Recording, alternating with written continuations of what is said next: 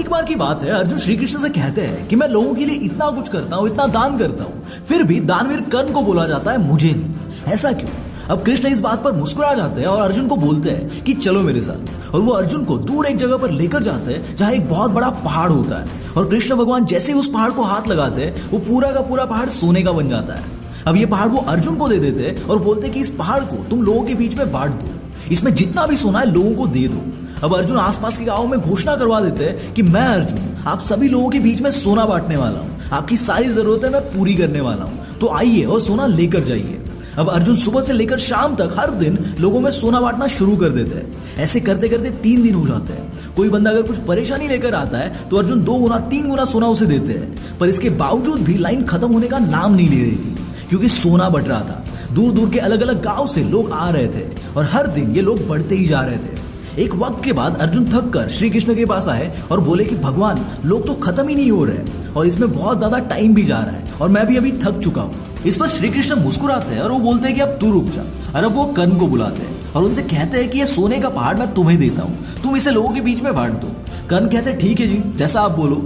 अब दानवीर कर्ण वहां पर खड़े हो जाते हैं और लोगों के बीच में घोषणा करते हैं कि ये जो पूरा सोने का पहाड़ है ये मैं आप लोगों को दान देता हूँ। और इतना कहकर कर्ण वहां से चले जाते हैं। अब श्री कृष्ण अर्जुन से बोलते हैं कि जब तुम सोना दे रहे थे तब तुम कौन होते हो ये डिसाइड करने वाले कि किसे कितना सोना देना है, जबकि ये सोना तुम्हारा था भी नहीं। तुम लोगों में सोना बांट रहे थे खुद की वाहवाही सुनने के लिए, और जब कर्ण आया तब उन्होंने बस एक अनाउंसमेंट की और वो चलते बने। यही फर्क है तुम में और कर्ण में।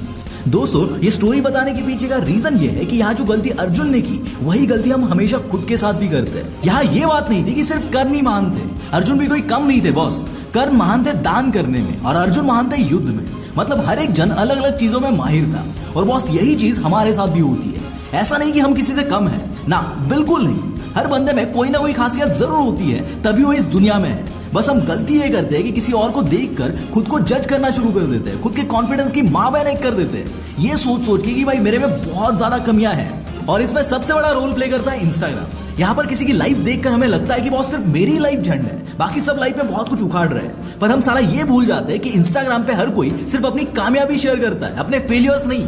इसलिए उस ग्लोरी को देखकर, उस चमक धमक को देखकर अपने आप को जज करना छोड़ दो। रियलिटी इंस्टाग्राम से कई अलग होती है। आप वन एंड ओनली पीस हो इस दुनिया में जिसकी कोई कॉपी नहीं है और ना ही कभी बन सकती है। भले ही आप अपने कॉलेज में, स्कूल में, ऑफिस में किसी बंदे को देखकर खुद को कम महसूस करते हो और हो सकता है कि उसमें वो क्वालिटीज हो जो आप में नहीं है, पर बॉस ये भी तो हो सकता है ना कि आप में जो क्वालिटीज है वो उसमें नहीं हो। मतलब ये तो ऐसा हो गया कि आप किसी मछली को जज कर रहे हो, उसे कम समझ रहे हो क्योंकि वो पेड़ पे नहीं चढ़ सकती। पर बॉस यहाँ पे मछली की खासियत यह है कि वो पानी में तैर सकती है, पेड़ पे नहीं चढ़ सकती। और कोई मछली जिंदगी भर भी ट्राई कर ले तो भी वो कभी पेड़ पर नहीं चढ़ पाएगी, क्योंकि बॉस उसका स्किल अलग है, उसका एक्सपर्टीज अलग है। दोस्तों, आप किसी भी कामयाब बंदे को उठाकर देख लो, उन्होंने कभी भी दुनिया से कंपटीशन नहीं की। उनकी कंपटीशन हमेशा खुद से थी, चाहे वो उसेन बोल्ट हो, माइक टाइसन हो या फिर MS धोनी हो। अगर आपको ऐसे कामयाब लोगों की कंप्लीट स्टोरी जाननी है जो कि मोटिवेशन प्लस नॉलेज का खजाना है, तो आप उनकी स्टोरी सुन सकते हो कुको FM पर। साथ ही कुको FM पर और भी ऐसी कई सारी माइंड ब्लोइंग पर्सनालिटीज है जिनकी सक्सेस स्टोरी आप सुन सकते हो। और ये सारी स्टोरीज आप सुन सकते हो पूरे 1 साल के लिए सिर्फ और सिर्फ एक पिज्जा के कॉस्ट में। और उसमें भी अगर आप मेरा कूपन कोड W50 यूज करते हो तो आपको उस पर भी 50% ऑफ मिलेगा, जो कि वैलिड है फर्स्ट 250 यूजर्स के लिए। तो बॉस देर किस बात की, लिंक डिस्क्रिप्शन में है, जाओ और डाउनलोड करो। दोस्तों, अभी जो बोल रहा हूं वो बताना आपके साथ भी होता है क्या?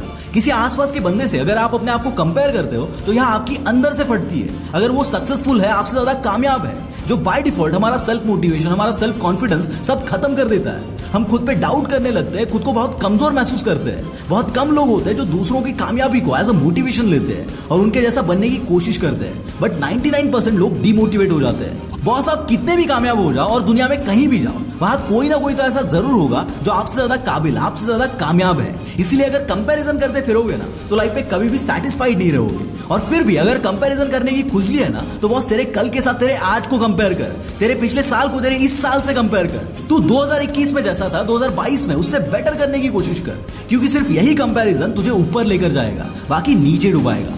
और हाँ, सक्सेस स्टोरी सुननी है तो कुको FM की लिंक डिस्क्रिप्शन में है, जाओ और डाउनलोड करो। Till then, bye bye.